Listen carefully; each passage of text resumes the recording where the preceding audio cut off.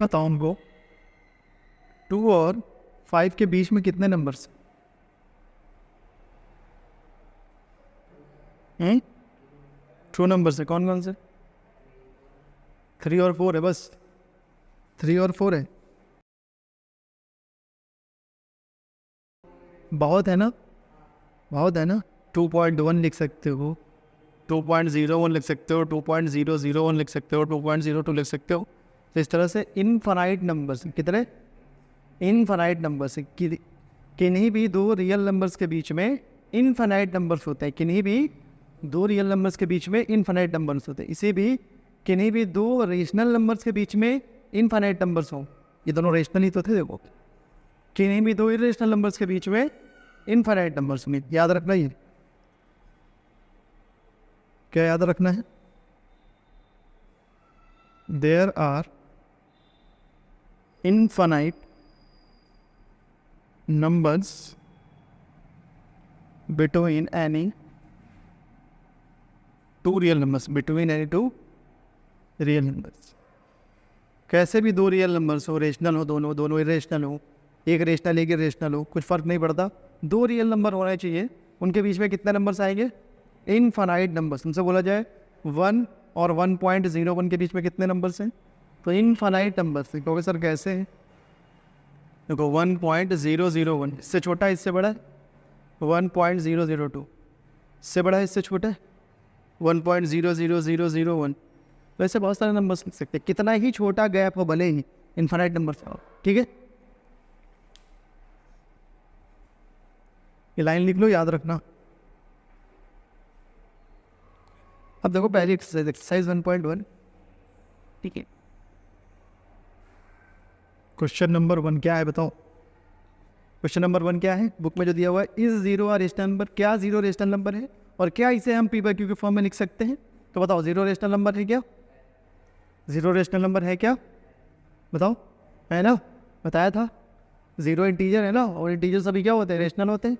तो zero rational number है, तो लिखोगे yes, yes zero is a rational number. अब बोला पी बाई क्यू की फॉर्म में लिखो, तो पी बाई क्यू की फॉर्म में बताया था हम जीरो को 0/1 भी लिख सकते हैं, 0/2 भी लिख सकते हैं, 0/3 भी लिख सकते हैं, तो कुछ भी लिख लो ऐसे, 0.1, 0.2, 0.3, 0.4 कुछ भी लिख सकते हैं। तो पी बाई क्यू फॉर्म में लिख दिया हमने।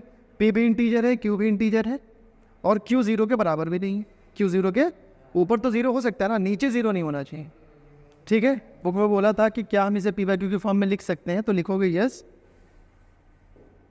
वी कैन राइट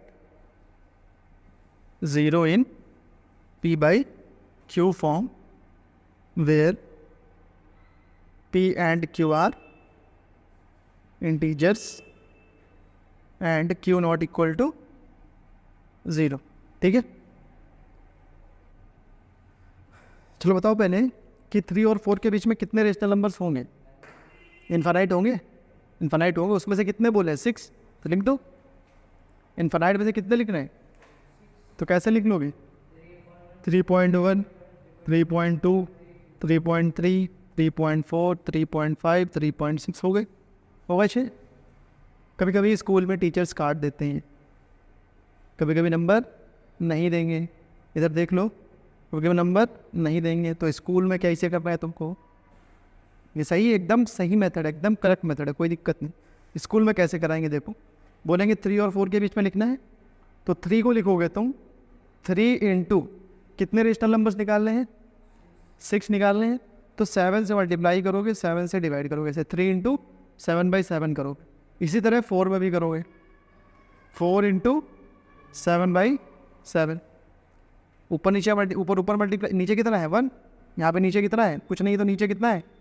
तो ऊपर पर मल्टीप्लाई करोगे 21 अपॉन 1 इंटू 7, 7, और यहाँ पर 4 इंटू 7 28, और 1 इंटू 7 7। तो ये आ गई 3 की वैल्यू, और ये आ गई।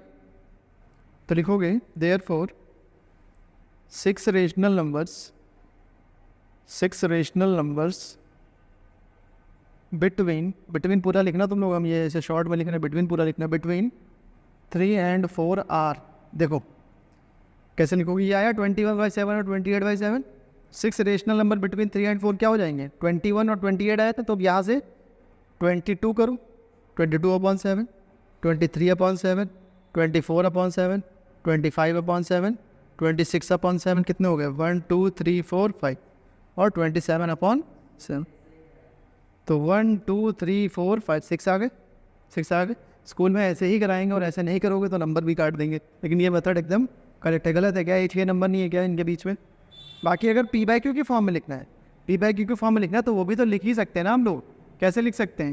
ये डेसिमल हटाओ तो नीचे कितना आ जाएगा? 10। डेसिमल हटाओ तो नीचे कितना आ जाएगा? डेसिमल हटाओ तो नीचे कितना आ जाएगा? यार ऐसे नहीं तो 34/10, 35/10, 36/10 लो आगे, वो भी सही है। लेकिन ऐसे करोगे तो हो सकता नंबर काट दें, इसलिए हम कह रहे भाई ऐसे ही करो, क्योंकि स्कूल में ऐसे ही कराते हैं। समझ में आई बात? समझ में आई बात? दोनों मेथड सही है, लेकिन क्योंकि स्कूल में ऐसे कराते हैं इसलिए ऐसे ही कर लो भाई। ऐसे ही आगे हम बताएंगे भी, ठीक है? ऊपर वाले मेथड से तुमको पता है क्या करना है, आसान है बहुत, ऐसे ही बताएंगे। तो अभी बताया हमने क्या करना है। 3/5 को लिखोगे, 3/5 इंटू कितने निकालने हैं हमको? 5 निकालने हैं, तो एक बढ़ा के मल्टीप्लाई करोगे, 6/6 करो। इसी तरह 4/5 को क्या लिख लोगे? 4/5 इंटू 6/6। ऊपर ऊपर मल्टीप्लाई करो, कितना आ गया? 18। नीचे नीचे करो, कितना आ गया? 30। इधर ऊपर ऊपर करो, कितना आएगा? 24। नीचे नीचे करोगे तो 30। तो अब क्या लिख दोगे? देयरफॉर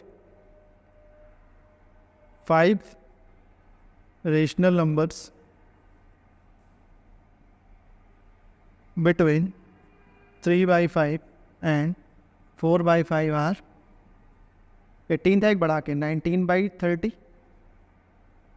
20/30, 21/30, 22/30, 23/30। देखो आ गए 5, 1 2 3 4 5।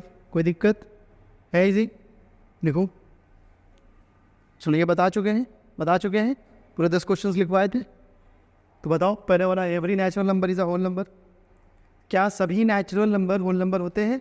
नेचुरल नंबर क्या है? 1 2 3 एंड सो ऑन। और whole number 0 1 2 3 4 and so on. क्या सभी नेचुरल नंबर होल हैं? तो है, तो ट्रू हो जाएगा। दूसरा, सभी इंटीजर्स होल नंबर है। सभी इंटीजर्स होल नंबर है। बताओ, -1 होल नंबर है क्या? लेकिन इंटीजर है, तो क्या सभी इंटीजर होल नंबर हुए? नहीं, सभी इंटीजर होल नंबर नहीं होते हैं।